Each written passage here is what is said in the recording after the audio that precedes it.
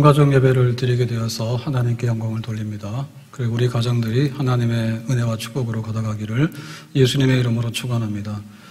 부모가 자녀를 믿음으로 영접하고 또 자녀가 부모를 공경하고 또 부부가 서로 사랑하고 순종하고 하나님을 모시고 사는 가정 복이 있는 줄로 믿습니다.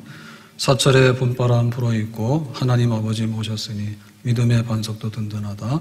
우리 집 즐거운 동산이라. 고마워라 임마누엘. 예수만 섬기는 우리 집 고마워라 임마누엘. 복되고 즐거운 하루하루. 이 찬송, 이 축복이 우리 가정에 다 임하기를 예수님의 이름으로 축원합니다. 같이 한번 불러보죠. 사철의 봄바람 불어있고 하나님 아버지 모셨으니 믿음의 반석도 든든하다. 우리 집 즐거운 동산에 고마워라 임마누엘. 고마워라 임마누엘. 예수만 섬기는 우리 집 고마워라 임마누엘. 복되고 즐거운 하루하루 꼭 이렇게 되기를 주의 이름으로 축복합니다.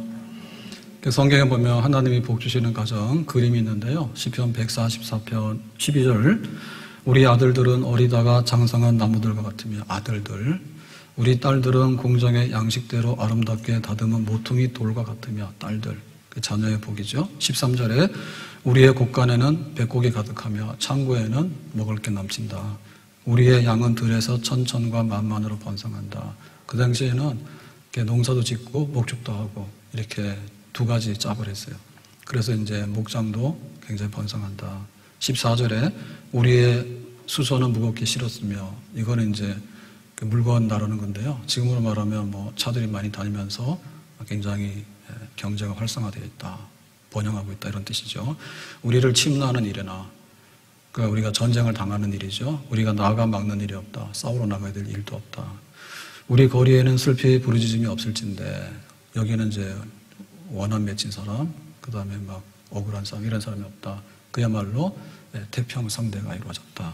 15절에 이러한 백성이 복이 있나니 여호와를 자기 하나님으로 삼는 백성은 복이 있도다. 아멘. 하나님을 섬기는 개인, 하나님을 섬기는 가정, 하나님을 섬기는 그 국가가 이와 같이 복을 받는 줄로 믿습니다. 하나 보면 좀 모자라니까 시편 128편 다시 보여주겠습니다. 1절에 여호와를 경외하며 그의 길을 걷는 자마다 하나님을 경외한다, 예배한다. 길을 걷는다는 얘기는 뭐냐면 그 말씀대로 생활 속에 실천하고 살아가는 거죠. 복이 있도다. 어떤 복이 있느냐? 2절에 네가 네 손이 수고한대로 먹을 것이라. 그 수고한대로 먹는다는 얘기는요 굉장히 잘 산다는 뜻이에요. 네가 복되고 형통하리로다. 3절에 내 집 안방에 있는 내 아내는 결실한 포도나무 같으며 그 아내가 열매를 많이 맺죠. 가정에 복이 있습니다. 내 식탁에 둘러 앉은 자식들은 어린 감람나무 같으리로다. 감람나무는 올리브, 기름과 열매가 특산입니다. 그래서 어리다라고 하는 것은 굉장히 미래가 있는, 자녀들의 미래가 있는 축복의 가정이다. 4절에 여호와를 경외하는 자는 그죠? 하나님을 경외하게 되면 이같이 복을 얻으리로다. 아멘. 우리 가정이 복 받는 거예요. 하나님께서 가정을 세우실 때 복 주시려고 계획을 하셨어요. 받으면 돼요. 그런데 오늘 우리가 읽은 본문은 이거하고는 정반대예요. 전혀 다른 엘리 가문이 멸망을 했다. 하나님의 심판과 저주를 받았다. 얼마나 받았느냐? 그걸 보면 4장 17절을 이렇게 되어 있습니다. 소식을 전하는 자가 대답하여 이르되 그 블레셋하고 이스라엘하고 전쟁을 했는데 그 이제 결과를 가지고 전령이 왔습니다. 이스라엘이 블레셋 사람들 앞에서 도망하였고 누가 도망했어요? 이스라엘이 도망했다는 얘기는 이스라엘이 졌다는 얘기네. 그래가지고 1차 전쟁에서 이스라엘 군사 4,000명이 죽었어. 그러고 나서는 다시 싸웠는데 2차 전쟁에서는 이스라엘 군사가 3만 명이 죽었다. 엄청나게 백성 중에서 큰 사륙이 있었고 엄청나게 많은 사람이 죽었는데 대패죠, 대패. 당신의 두 아들 홈리와 비나스도 죽임을 당하였고 그래서 그 당시에 이제 엘리가 제사장이고 엘리가 사사예요. 사사라고 하는 것은 입법, 행정, 사법 이거를 총괄할 수 있는 영적 지도자예요. 근데 그 엘리의 두 아들이 홈리와 비나스인데 전쟁터에 나갔다가 또 함께 죽었어.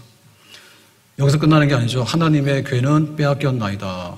하나님의 궤가 언약궤입니다. 이 언약궤는 하나님을 상징하는 자그마한 상자예요. 그래서 여기에 뭐가 들어있는가 하면 거룩한 성물이 들어있는데 만나를 담은 금 항아리. 광야에서 40년 동안에 만나를 먹었잖아요. 그 만나를 담은 금 항아리하고 아론의 싹이 난 지팡이. 아론의 지팡이가 싹이 났죠. 그 지팡이하고 십계명을 새긴 돌비.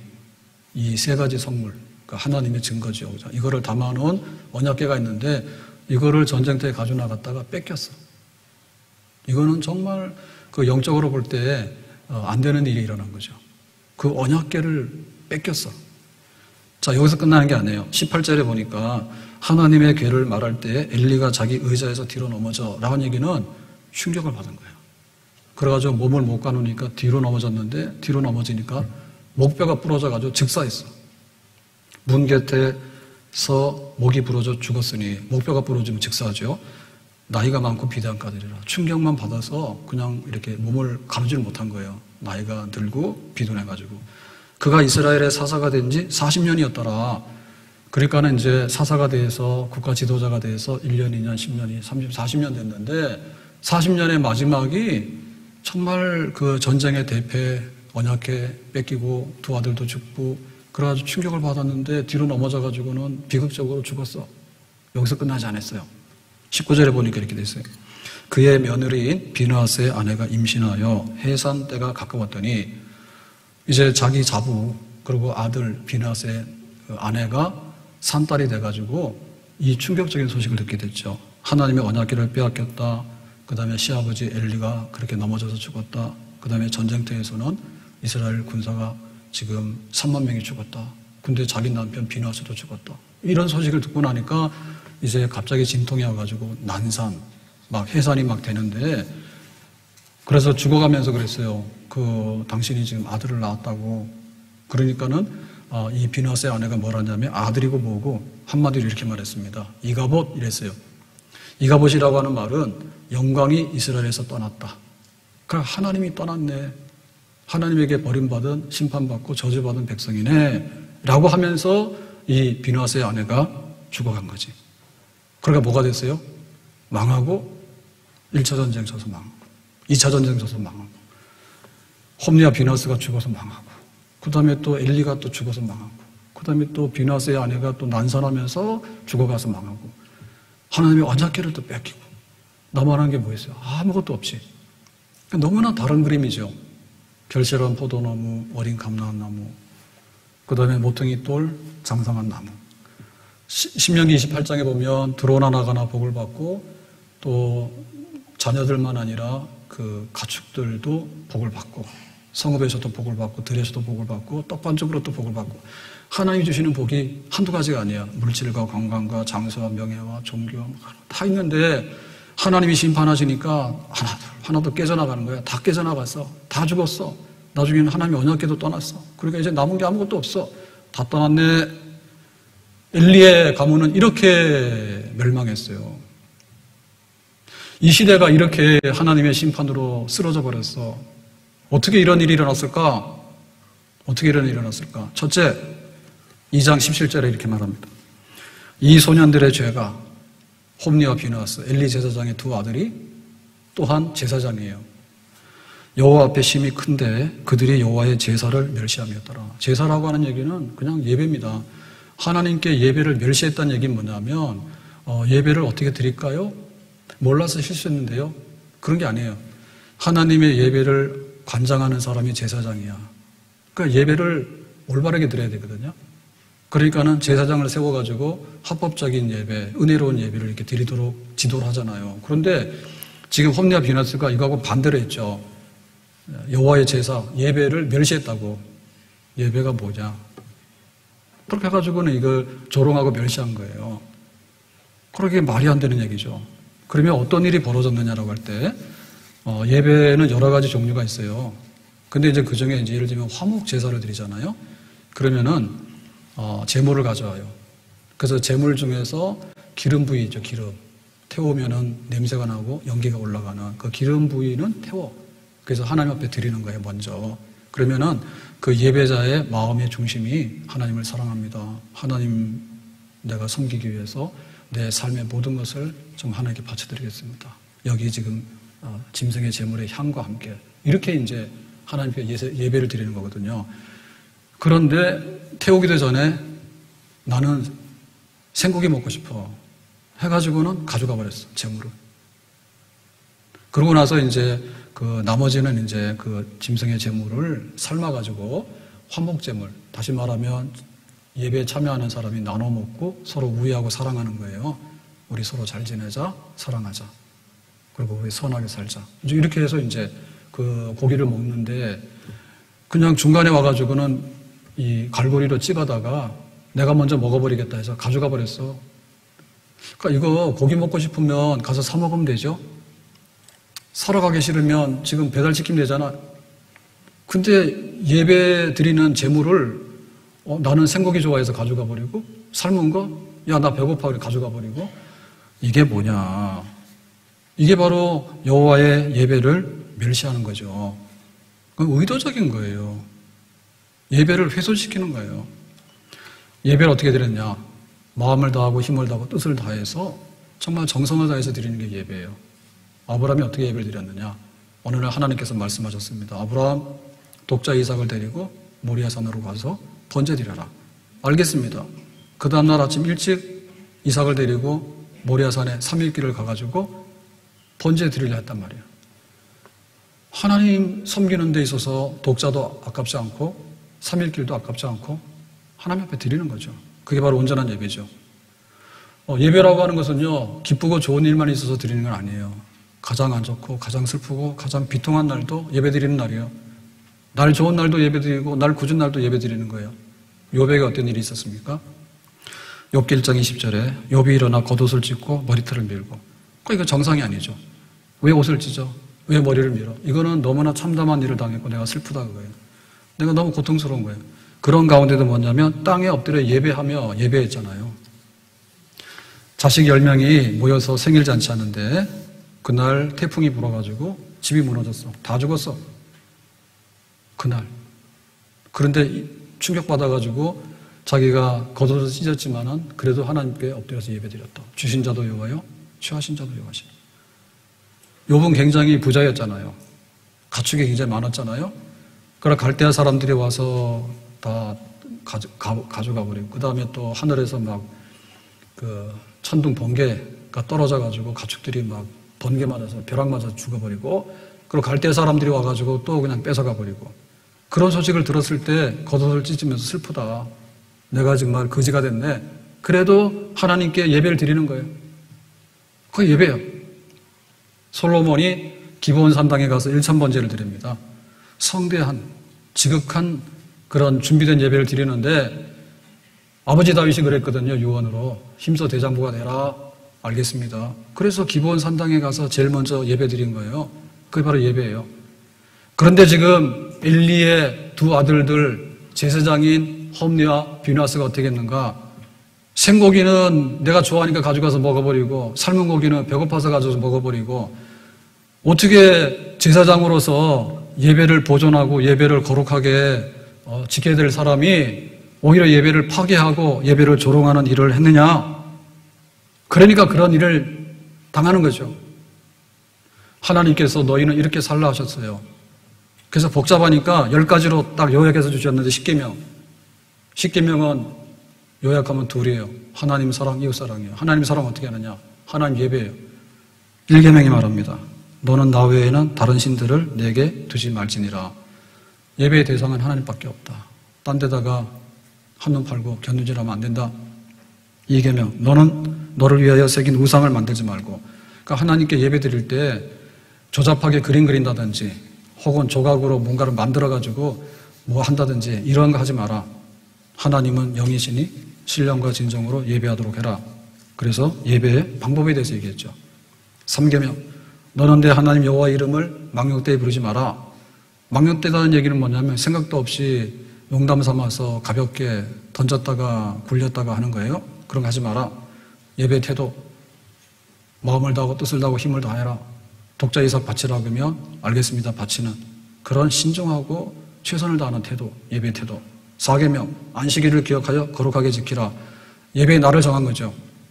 그러니까 내가 할 거 다 하고 내가 계획 세워가지고 하다가 그 다음에는 잊어버리고 그 다음에는 피곤해서 못하고 뭐 이래가지고 예배의 날을 어기면 안 된다. 그러니까 예배는 첫날이다. 우리가 주일부터 쓰는 거예요. 주일, 월, 화, 수, 목 이렇게 하는 거예요. 그래서 예배드리는 첫날을 꼭 지키도록 해라. 예배 날을 지정하셨단 말이에요.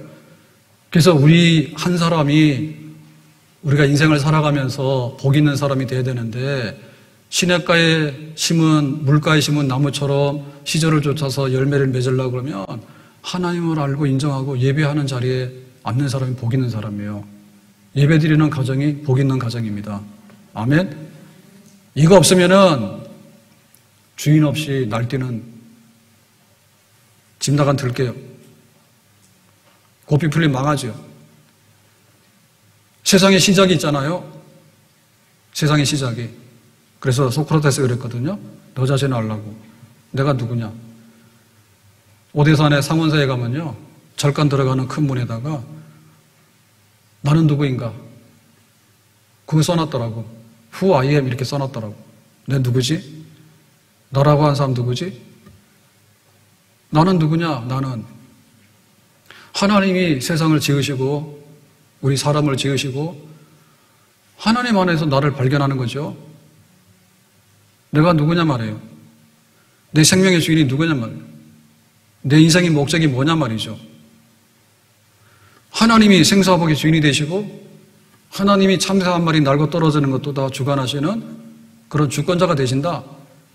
그거를 아는 것이 인생의 본분이죠. 그게 나의 예배예요. 우리 가정이 하나님께 예배드려야 된다. 하나님이 우리 가정을 세웠다. 하나님이 우리 가정을 포도나무 열매 같은 아내가 어린 감람나무 같은 자녀들이 장성한 나무 같은 모퉁이 돌과 같은 자녀들이 그리고 우리가 땀 흘려서 일할 때마다 열매를 맺고 하나님께서 우리 가정의 주인 되시고 또 복 주신다. 그거를 표현하는 것이 예배죠. 한 주간의 시작은 주일 예배부터 시작되는 거예요. 하루의 시작은 눈 뜨면 새벽에 묵상하고 기도하는 새벽 예배부터 시작이 되는 거예요. 우리 인생의 시작은 첫날 태어나면 생일이에요. 그래서 우리 인생의 시작을 하나님께 알리고 예배드림으로 시작해서 우리가 인생을 다 마치게 돼서 하나님의 부름받아서 천국으로 가게 되면 세상을 이별하는 장례 예배가 들어가는 거예요. 우리가 입학을 하게 되면 하나님께 감사해서 예배드리는 거고 졸업하게 되면 하나님께 감사해서 예배드리게 되는 거고 내가 취업을 하게 되면 감사해서 예배드리게 되는 거고 또 회사에서 좋은 일이 있어서 승진하면 감사 예배드리는 거고 미끄러져서 좀 내가 잘못되면은 그래도 슬픈 마음을 참고 하나님 앞에 맡기고 예배드리는 거고 아멘? 그게 바로 예배죠. 예배드리는 사람이 정상적인 사람이고 예배드리는 가정이 복된 가정이에요. 이것이 없기 때문에 엘리 집이 오히려 하나님께 드리는 예배를 지켜야 될 집이 하나님께 드리는 예배를 조롱하고 멸시하는 일을 함으로 인해 가지고 죽고 또 죽고 패하고 또 패하고 나중엔 하나님의 언약궤도 잃어버리고 나중에 죽어가면서 영광이 떠나가 버렸네 라고 탄식하는 비참한 어둠 속에 떨어지게 된 것이죠. 오늘 우리 가정이 예배 드릴 줄 아는 가정, 예배 안에서 하나님의 축복을 누릴 수 있는 가정이 되기를 주님의 이름으로 축복합니다. 아멘. 자, 두 번째 이 엘리 가정에 뭐가 잘못돼가지고 이런 일이 벌어졌느냐. 사무엘상 2장 12절 말씀이에요. 엘리가 매우 늙었더니 그의 아들들이 온 이스라엘에게 행한 모든 일과 그러니까 이제 그 아들들이 제사장인데 갔다가 제사를 막 멸시하고 플러스 또 무슨 일을 했는가 하면 회막문에서 이 회막이라고 하는 것은 성막이에요. 성막이라고 하는 것은 성전이에요. 성전이라고 해서 예배당이에요. 예배당에 수종도는 여인들이 있는데 제사를 집례하려고 그러면은 짐승도 이렇게 막 잡는 일, 그 다음에 이제 그릇도 정리하고 등등 여러 가지 뒷일이 필요한데 거기에 이제 여자들의 손이 필요하죠. 그래서 거룩한 일에 봉사하는 여자들이 있었어. 근데 그 사람들하고 뭐 했다고요? 동침. 동침 뭐예요? 불법적으로 성관계를 맺는 일이죠. 간음하는 거죠. 누가? 엘리와 엘리의 두 아들 홈리와 비나스가. 누가?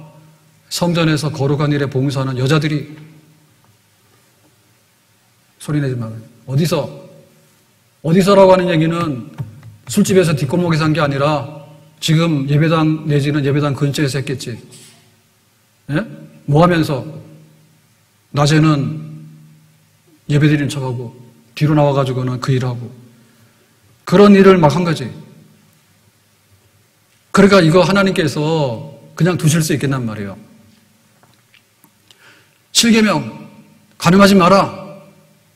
비나스는 결혼해가지고 아내가 있는데 아이가 출산했잖아요. 근데 그 전에 뭐 했습니까? 이런 일을 한 거예요. 이런 일을 한 거예요. 그러면 가늠하지 마라 이것만 했겠느냐? 아니죠. 부모 공경 안 했겠죠. 살인하지 마라. 거짓 증거하지 마라. 남의 거 탐내지 마라. 도둑질하지 마라.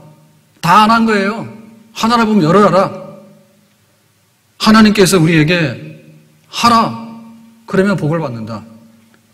하지 마라. 그러면 복을 받는다. 하나님께서 하라는 대로 해야 되지. 하라고 하는 건 하고 하지 마라는 건 안 하고. 사실은 금지 명령이 더 마지막 이게 잠금장치거든요. 하면 안 돼라고 하는 얘기는 최후의 통첩이에요. 그대로 하고야 말 거야. 내가 제사장인데 제사는 멸시하고 여자들 보면은 가서 동침하고 그런 일을 계속해서 하는 거죠. 과연 이럴 수 있을까? 이러고도 남죠. 고린도 교회가 굉장히 부유한 교회예요. 부자예요. 한국이기 때문에. 그런데 이 도시는 굉장히 음란하거든요. 돈 많으면 음란해요. 그러니까는 예수를 믿어서 교회 왔는데 교회 오는 사람 중에도 계모하고 동침하는 사람이 있어. 고린도 교회 안에. 그것만이 아닙니다.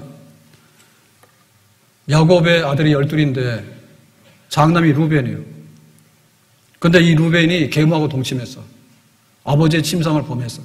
그래가지고 야곱이 너무 거기에 상심해가지고 죽기 전에 축복하는데 루벤 장남 이리 와라. 너는 침상을 더럽혔기 때문에 없어. 축복 없어. 뛰어넘어갔다고.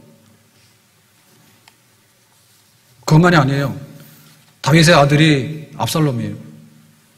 근데 이 압살롬이 아버지를 반역해서 궁궐을 빼앗고 내가 왕이 됐다는 것을 선포하는데 어떻게 하는가 하면 백주에 궁궐의 지붕에 올라가서 아버지의 후궁들이 여럿인데 피난 가지 못한 후궁들을 잡아다가 거기서 백성들 보는 앞에서 동침을 했어. 그것은 내가 이제 왕이 됐지. 백성들한테 자랑하는 거예요. 그런 걸 보여주면서. 그러니까 인간의 이 악이라고 하는 것이요. 얼마나 뿌리 깊은지 몰라요. 근데 이거를 저지르는 거야. 그러니까 이게 복을 받을 수 있겠냔 말이에요. 하나님의 계명대로 준행하고 언약대로 준행한 자에게 신명기 28장에 들어오며 나가면 복이 있는 거고 시편 144편에 복이 있는 거고 시편 128편에 복이 있는 거예요. 근데 하지 말라고 하는 것을 부러뜨리고 들어가서 하게 되면 어떤 일이 있느냐? 하나님께서 칠 수밖에 없어요. 한 개인이 왜 망하느냐? 판사가 오늘 출근해서 재판해야 됩니다. 가다가 전철 안에서 이렇게 성추행했습니다. 잡혀갔습니다. 판사만의 문제는 아니죠. 선생님도 그렇고 대학 교수도 그렇고 재벌도 그렇고 뭐 세상에 정말로 이렇게 올라가기 어려운 자리에 올라갔는데 나중 가서 무너지는 거 보면 무슨 뭐 전문적인 지식이 부족하거나 뭐 그런 게 아니에요. 가장 기본적인 거. 또 간음하지 마, 살인하지 마, 도둑질하지 마, 거짓말하지 마, 탐내지 마. 이거를 어겨서 무너지는 거예요. 보면은 그런 일이 허다해요. 한 가정이 무너지는 것도 우리 집의 가훈은 간음하지 않는 겁니다. 요거를 똑바로 지키면 그 가정이 순결하고 그 자녀들이 순결하고 흠없이 사랑 넘치는 복된 가정을 유지할 수 있는 줄로 믿습니다. 이게 없는 거예요. 주의 계명이 없는 거예요. 교회에도 이 계명이 없어요. 그러니까 온갖 많은 것들을 우리가 기대하고 또 희망하고 바라고 하는데 알고 있는 게 많아. 근데 줄 세워서 보면은 하나님께는 예배야. 그 다음에 우리가 살아가는 데 있어서는 5계명부터 10계명까지 계명도 몇 개 안 돼요. 6개밖에 없어요. 교회의 기둥에 이게 뿌리를 박혀야 되는데 안 되는 거예요. 그러니까 교회가 복을 못 받아요. 우리는 주로 어디에 지금 정신이 팔려 있는가 하면 거의 90%, 98% 편의성에 다 관심이 가 있어요. 편의성. 좀 더 편한 게 뭘까? 좀 더 누리는 게 뭘까? 여기에 관심이 가 있는 거예요. 그리고 좀 더 많은 정보를 가지고서 좀 더 내가 어떻게 좀 이렇게 이렇게 눈 뜨고 살아보면 어떻게 되는가. 여기에는 굉장히 발달했는데 그 편의성의 본질이 뭐냐라고 할 때 그거를 잘 대답을 못 하는 거예요. 그런 계명이 없는 거예요. 요즘에 이제 새로운 것들이 많이 나오는데 전동 킥보드요. 전동 킥보드 있잖아요. 막 가는데 상당히 빨리 가죠. 그러면 큰 마을 산책로에서 탄현역까지도 한 1km가 안 될 겁니다. 1km가 안 되는 한 500m, 700m 되는데 거기에 무슨 사연이 그렇게 많은지 헬멧도 안 쓰고 혼자도 아니에요. 둘이서 거기를 그냥 샥 달려간다고. 자전거 길이라고. 근데 그렇게 빨리 가야 될 사연이 있는가? 라고 물어봐, 한번. 물어보라고. 내가 장난감으로 생각했으면은 그냥 안전하게 가서 하면 되잖아요. 근데 막 법도 안 지키고 예를 들면 한단 말이에요. 그러면 내가 생업이 막 쪼달리기 때문에 그렇게 가야 되는 무슨 필연적인 어떤 용건이 있겠는가 한번 생각해 봐야 되죠. 근데 대부분의 경우 보면 출근하는 것도 아니고 내가 볼 때는 무슨 용도가 있어서 했겠죠. 그죠? 예, 개인의 이동수단이라 그래서. 근데 킥보드. 그래서 나 아침에 올라가지고 다시 찾아봤는데요. 전동 바퀴, 휠, 동그랗게 해서 가는 거. 모양새가 여러 가지가 있잖아요. 근데 그게 개인의 필요성은 있긴 한데 그러면 개인의 이동성에 관해서 본질적으로 뭐가 그렇게 중요한가? 그거 여기 걸어가도 5분인데 그거 색 타고 가면 3분인데 그거 빨리 가서 뭐 할 건데 한번 물어봐야 되잖아요. 근데 그것 때문에 사고가 얼마나 많이 납니까? 예? 차도로 가야 되잖아요. 밤에는. 밤 12시에도 차도로 가는데 헬멧도 안 쓰고 표시도 안 하고 가는데 깜짝깜짝 놀래거든요. 가다가. 그러니까 그렇게 바쁘게 살아가야 되는데 뭐 때문에 그렇게 바쁘게 살아가야 되는지. 술을 먹긴 먹는데 위장병이 있으면 포도주 좀 쓰라 했어요. 파티하면은 포도주 나눈대지 성경에 보면. 그럼 왜 죽도록 술 먹냐? 어디까지가 본질이고 어디까지가 안 되는 건가에 대한 구분이 있어야 될 거 아니에요. 성범죄가 마찬가지인 겁니다.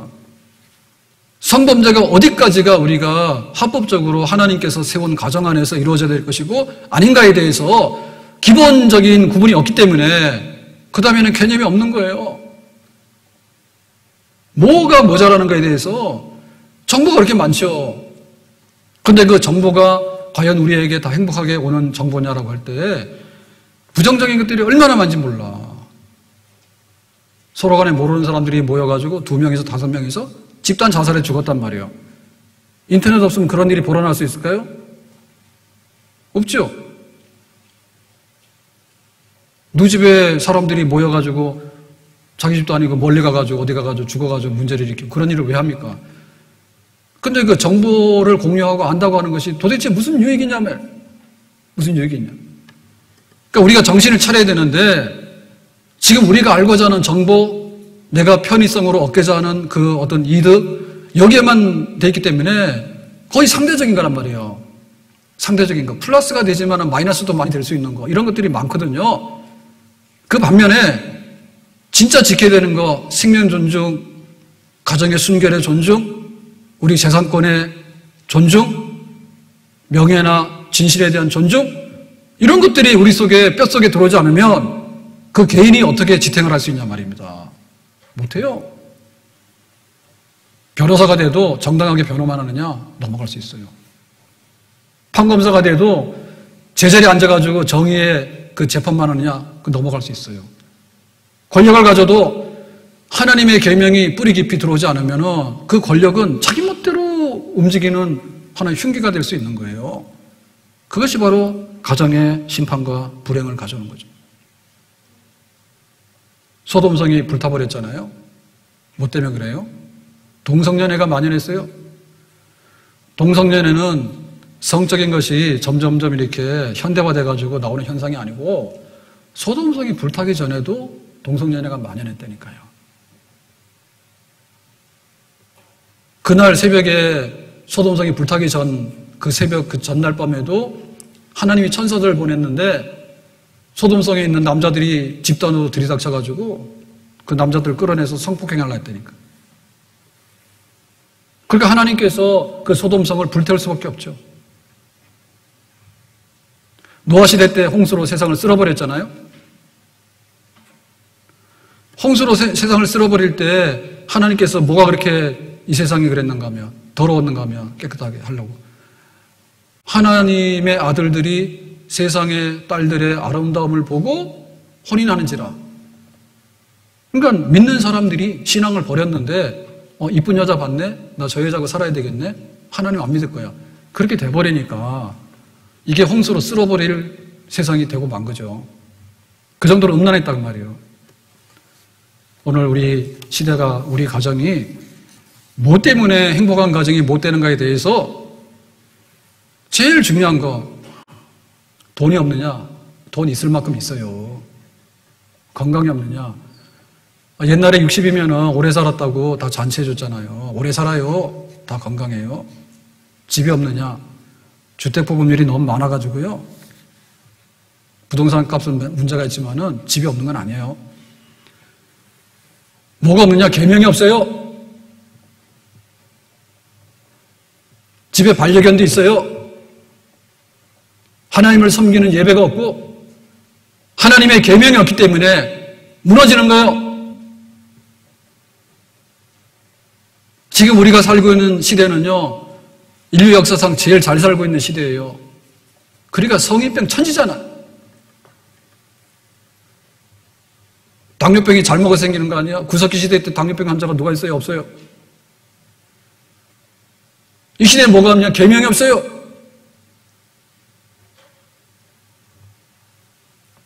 계명이 없기 때문에 이 시대가 무너지는 거예요. 해야 될 걸 하고 하지 말아야 될 걸 안 해야 되는데 그 막을 수가 없어요. 세상의 법이 천 가지 만 가지가 있지만 그 법 자체도 기본적인 계명의 개념이 없으면요 지켜질 리가 없어요. 비틀면요 다 빠져나갈 구멍이 다 있는 거예요. 핑계가 다 있는 거예요. 기본적으로 하나님께서 우리에게 원하시는 계명의 근거에서 살고자 하는 그 기준이 무너져 버리게 되면 세상의 법이 천 가지 만 가지가 되더라도 고칠 길이 없는 거죠. 병든 세상을. 자, 세 번째로 이 엘리 가정에는 뭐가 그렇게 문제가 있었냐 할 때 경건의 그 모양만 있고 경건의 능력은 없었어요. 그러니까 껍데기만 있고 알맹이는 썩었어. 그래서 하나님께서 토하여 내친 거예요. 엘리가 나이가 들었는데 하나님의 음성이 들리지 않아요. 그래서 하나님께서 사무엘 이렇게 불렀다고. 사무엘은 어린아이거든요. 근데 엘리는 나이가 들수록 눈이 침침했는데 영적으로 침침해가지고 하나님과의 영적인 교제가 끊어진 사람이었다. 근데 어느 날 들리는 소문에 아들들이 동침도 하고 그 다음에 막 제사는 재물도 막 지멋대로 먹고 이러니까는 불러다가 뭐랬죠? 얘들아 니들이 왜 그러니? 자장가. 그랬더니 아들들이 그럽니다. 아버지 괜찮아요. 신경 쓰지 마세요. 이래. 이러다가 그 전쟁터에 나가서 그 일을 겪으면서 왕 무너진 거예요. 그러니까 제사장이고 사사고 그런데 간판이 얼마나 거룩합니까? 이스라엘에서 1등이잖아요. 지금 사사이고 그 다음에 제사장이잖아요. 근데 속에 있는 내용은 뭐냐면 니들이 죄를 짓니? 자장가를 부르냐? 천둥과 번개가 떨어져야 되죠. 에스더가 우리 유대인들 다 죽으니까 살리라 그러니까 뭐라 했습니까? 아이고 나 유대인이라고 말하면 큰일 나. 그러고는 뒤로 뺐잖아요. 그랬더니 그 사촌 모르드게가 뭐라 했어요? 네가 이스라엘의 왕후가 된 거는 이때를 위한 거야. 만약에 네가 이거 안 하면은 너 저주받고 하나님께서는 다른 손을 통해서 우리를 구원하실 거예요. 그래가지고 에스더가 정신이 뻗쩍 났죠. 큰일 나겠네 해가지고. 엘리가 두 아들 얘기를 들었으면 어떻게 됩니까? 니들은 지금 제사장이 아니니까 여기 앉아있으라고 끌어다가 앉혀놔야 되겠죠? 계속해서 고기나 찔러 먹고 이렇게 하면은 여자들하고 동침하고 돌아다니면 잡아다 놓고 앉혀놔야 될 거 아니에요? 안 했어요. 아들들도 아버지 괜찮아요 이러고는 계속했어. 그래 된 거예요. 그래서 이제 이 전쟁의 1차 블레셋과의 전쟁에 지니까는 그러면 우리가 어떻게 할까 할 때 머리는 잘 돌아가. 그래서 하나님의 언약궤를 전쟁터에 들고 나가면 이길 것 같다. 옛날에 여호수아가 요단강을 건너갈 때 언약궤를 메고 제사장이 들어갔더니 강물이 멈춰가지고 갔다. 여리고성을 전쟁하려 하는데 제사장이 언약궤를 메고 돌고 소리를 질렀더니 여리고성이 무너졌다. 그러니까 저 블레셋 사람들 이기려고 그러면 언약궤를 가지고 나가서 와 하면 우리가 이기겠다. 이 생각 딱 한 거예요. 그랬더니 보란듯이 패배해가지고 언약궤도 뺏겨버렸어. 하나님이 원해서 하나님이 전쟁터에 나가야지 언약궤를 메고 나가는 역사가 있는 것이지. 하나님께서 지금 엘리와 이 홈리와 비누아스에 대해서 이스라엘에 대해서 니들이 왜 그러고 있니? 이러고 보고 있을 때 언약궤를 들고 나가면 되겠어 안 되겠어? 안 되죠. 이게 뭐냐면 하나님을 이용하려는 거예요. 내가 필요하면 하나님 컴 해가지고는 들고 나가는 거예요. 내가 좀 잘 되고 내가 좀 잘 나가잖아요. 그럼 하나님 오지 마세요. 나 바쁘니까 나 찾지 마세요. 딱 그거예요. 그러니까 하나님께서도 참을 수가 없어. 토해서 내치는 거예요. 썩은 거는. 우리가 교패를 붙여놨다 해서 복을 받는 게 아니고 복을 받을 수 있는 가정이 돼야 되지. 그거 하나님께서 복 주시는 거예요. 내가 교회를 다닌다고 해가지고 다니는 게 아니라 정말 하나님의 교회를 사랑하고 섬기는 알곡 신자가 돼야지 교회가 바로 서게 되고 또 우리 가정이 복을 받을 수 있게 되는 줄로 믿습니다. 아멘? 여러분 짝퉁은요 한두 번은 통하는데요 자꾸 하면요 들통나요. 유사품은요 언젠가는요 곤란해가지고요 폐기 처분돼요. 통할 수가 없어요. 그러니까 우리가 신자인 척 하는 거를 그만둬야 돼 빨리. 신자 되기 원합니다. 진실로 신자 되기 원합니다. 예배드리기 원합니다. 진짜 예배드리기 원합니다. 하나님 기도하기 원합니다. 내 기도 응답 주시기를 원합니다. 하나님이 아니라 한다면 아닌 것도 내가 기쁨으로 받아들이겠습니다. 바울이 병 고쳐달라니까 병 있는 게 낫다 하니까 알겠습니다. 내 은혜가 너에게 족하다 하니까 아멘하고 받았잖아요. 달면 삼키고 쓰면 뱉어버리고 집에 키우는 개도 데리고 오는 순간에 1,000만 원, 2,000만 원 없으면 데리고 오지 마라 말이요. 그랬더니 좀 이따 마음 변해가지고 갖다 버려버리고 버림받은 개들이 어떻게 됩니까? 들게 되잖아요. 들게. 그러니까 막 사람도 물어 죽이잖아요. 야성이 생겨가지고. 주인이 개를 버렸어. 개가 주인을 버렸어. 개도 그래 안 한다잖아요. 우리가 하나님을 섬기는데 정말 하나님의 이름과 그 영광을 위해서 내가 살겠습니다를 끝까지 유지한다면 내가 하나님을 귀히 여기면 하나님께서 우리를 귀히 여기고 우리가 하나님을 높이기 원하면 하나님께서 우리를 높이시는 줄로 믿습니다. 하나님께 영광 돌리기 원하면 하나님께서 우리를 통해서 영광을 받으시는 줄로 믿습니다. 눈 속일라 하고 짝퉁하고 사이비하고 끼어갈라 하고 그렇게 하면은 마지막에는 알곡과 축정이를 골라내죠 하나님이. 그래서 우리의 위기는요 그런 위기예요. 내가 진짜 신자 되는가? 우리 가정이 정말 예수 믿는 가정이 되기를 원하는가? 아멘. 하나님 앞에서 내가 우리 가정이 정말 그러기를 원합니다라고 하는 진정성이 있을 때 하나님께서는 강 가운데 지나든지 물 가운데 지나든지 불 가운데 지날지라도 우리를 지키시고 보호하시고 높이 들어가지고 쓰시고 복 주시는 그런 복된 가정, 복된 교회 삼으시는 줄로 믿습니다. 우리가 한 사람이 살아가기 위해서 애쓰는 게 너무 많아. 예를 들면 남자들은 군대를 가야 돼. 군대 가는 게 힘들어요. 하나님께 예배드리는 게 힘들어요. 예배드리는 게 힘들다 하지. 힘들게 뭐가 힘들어? 논산훈련소 가가지고요, 주일날 예배드리러 가면은 뭐 이렇게 간식 준다 그러면요, 막 교회 안 되는 사람들도 막 간대. 애도 낳잖아.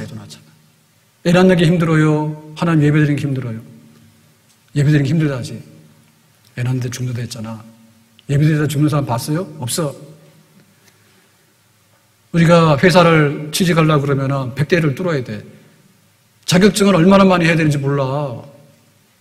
걸어가서 막 한국사도 해야 되지. 안 되니까 성형도 해야 되지. 남자들도. 그래가지고 입사해가지고 그 회사에서 월급을 받으려고 그러면 새벽에 오라고 하면 새벽에 가야 되지. 밤새서 일하라고 그러면 밤도 새야 되지. 그렇게 열심히 살아가잖아. 얼마나 좋아요. 근데 사람으로 태어나서 하나님을 알고 예배하고 그의 계명을 존중히 여기고 껍데기가 아니라 알곡 신자가 되어서 살아가는 것은 정말로 쉽고도 편한 길이고 복 있는 길이고 우리 영혼이 즐거운 길인 줄로 믿습니다. 이게 아니라는 게 병들었다니까. 병들면 가서 고치면 되잖아요. 병원 가서. 병원 가가지고 온갖 병 다 고치더만. 우리 영혼의 병을 고치면 되잖아요. 우리 가정을 유지하고 살아가는 데 있어서요, 뭐가 모자라요? 옛날에 임금님보다 잘 살아. 임금님은 마차 타고 말 타고 다녔는데 우리는 차 타고 다니는데 요즘엔 소형차도 없어. 차가 다 얼마나 큰지 말이에요. 주차장 가면 스트레스 받아요. 옛날에 그려놓은 라인들이 맞지가 않아가지고 차 댈 데가 없어. 차들이 커가지고. 차가 없어서 불행합니까? 집집마다 차 2대지잖아요. 집이 없어서 불행하다고요? 우리나라 주택보급률이 얼마나 많은데요. 빚이 있고 내 집이 없어서 그렇지. 집 많다니까. 전 세계 부자인 빌 게이츠 부부는 왜 못 산다고 난리를 쳤습니까? 우리 가정이 행복에 이르는 데 있어서 힘들어서 그거 못하는 게 아니라니까요. 힘든 일을 하는데 행복에 도달하지 못할 일을 자꾸 힘들게 하니까 그런데 함께 예배드리는 자리에서 함께 주의 말씀을 계명을 기둥으로 삼아서 진실하게 참되게 하나님 앞에서 알고게 되는 그런 일을 하면서 그렇게 살아가는 가정이 되는 일은 정말 시온의 대로가 있는 길이고 그렇게 세상적으로 하는 노력에 비하면 힘들지 않은 일이에요. 다만 영성의 문제인데 하나님 우리에게 믿음 없으니 우리에게 믿음을 주시기 원합니다. 우리 자녀들을 위해서 몇 억씩 교육비를 넣잖아요. 그것까지 다 되는 게 아니에요. 영혼이 잘 되고 하나님을 알고 하나님을 의지하고 죽는 걸 우리가 어떻게 알아요? 한강에 빠져 죽을지 누가 알았어? 우리도 마찬가지인 거예요. 얼마나 많은 차들이 지금 운행을 하고 있는데 그 많은 차들이 가면서 다 안녕한 건 아니에요. 내가 원치 않는 사고를 당하면 그 순간에 죽을 수 있는 거예요. 우리 인생은 별거 아니에요. 그런데 이거를 붙들고 살기 위해서 얼마나 많은 노력을 했는지 몰라. 우리 가정이 행복에 이르기를 원하는데 하나님께서 의도하시고 말씀하시는 대로 가는 길은 쉬운 길인 줄로 믿습니다. 사철의 봄바람 불어있고 다시 한번 다 같이요.